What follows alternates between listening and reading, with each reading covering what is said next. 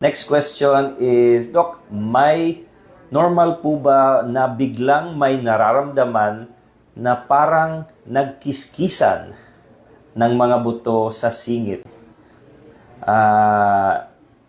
Sinabi ng anak ko na nagkrok-krok ang buto niya sa singit.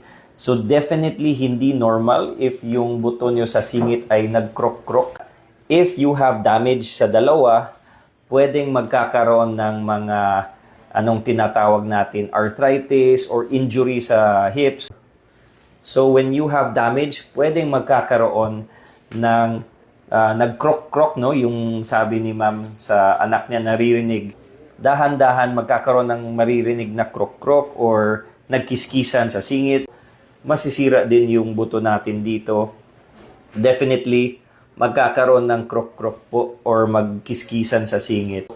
Magkakaroon ng maririnig na kiskisan po, no?